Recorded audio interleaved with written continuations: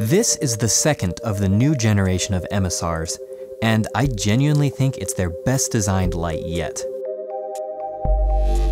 While the physical build and beam are ultimately just a variation of the D4K, the real excitement comes from a brand new driver designed by LoneOceans. The Lume series drivers have been highly regarded for years now, and this X1 40-watt version is an amazing new option for Hank's lights. An AVR-DD microcontroller packs in the latest restructured Android build and opens up the possibilities of new features, being reflashable with the same 3-pin layout that has been common in most new Android flashlights. This constant current boost driver features a massive dynamic range that allows it to reliably output both extremely high and extremely low levels, while its high efficiency design dramatically improves performance. It can be configured to 6, 9, or 12 volts to match the chosen emitters. What excites me most about this new driver is actually the lowest output. While I wouldn't say Hank lights were lacking in the ultra-low department, they were never really considered to be peak.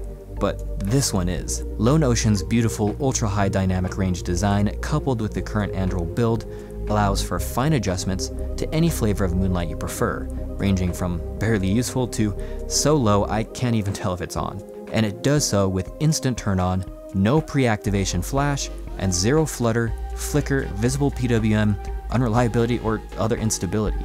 It is fantastic. This might not be the same philosophy as a single-purpose high-speed dragster, like the DT8K for example, but hot rod is still an appropriate term here. This XHP50 puts out 2,850 lumens on turbo, which is very bright for an EDC light. Most importantly, the Lume driver is super efficient, allowing for a substantial boost in sustained performance. Turbo falls slower than usual for these lights, hitting 50% output at 2 minutes and fully stabilizing at 23. Even with just the default thermal limit, this light was able to sustain about 700 lumens throughout the whole run, about 145 minutes on high, and notably we see the same sustained output on both turbo and at ramp level 100, indicating improvements in thermal management. This greatly improved performance easily justifies the trade-off in max output for me. The previous models weren't bad, but this one is great.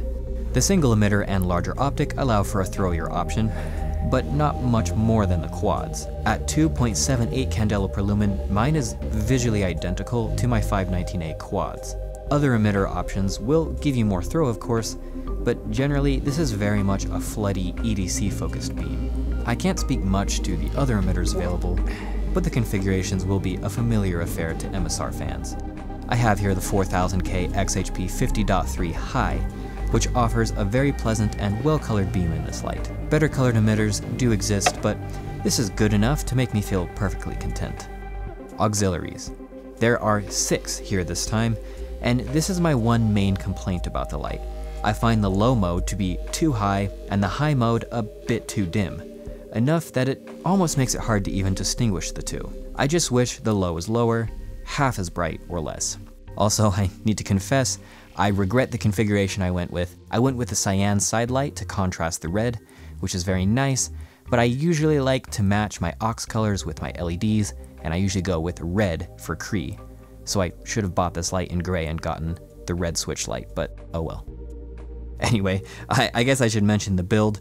It's a compact 21700 light, the same as the D4K, but the head is slightly larger, and has a less aesthetically pleasing button area, in my opinion.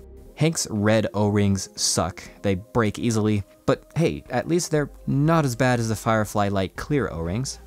I also got mine in this awesome red color. I do really like this color. I'm happy to see the old style labeling return to the tail cap and a green AR coating on the lens. Okay, as usual this video wouldn't be complete without some complications. While the DA1K debuts this new driver, Hank will still put it in other lights upon request. In fact, I imagine it will become a standard option at some point. For the sake of brevity, I'm just reviewing these as a package, but if you got this driver in the D4, it would basically be the same thing. Ultimately, the DA1K is a big deal, yet it's nothing new. If you are already familiar with Hank lights, this is just another slightly better model. And if you are new to this brand, then this and the D3AA are the ones to get. Value-wise, it's incredible. This configuration that I have costs less than $50.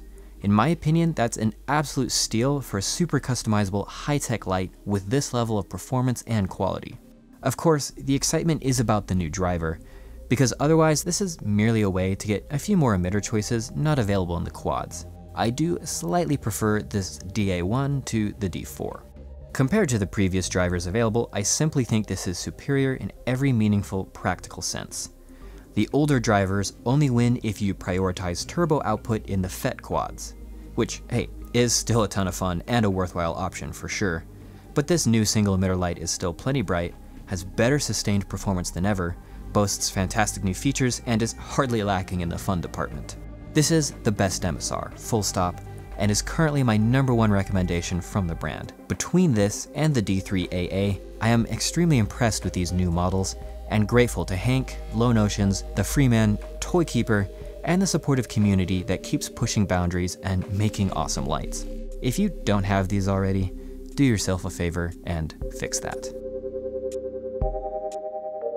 Okay, and that's the end of this video. Goodbye.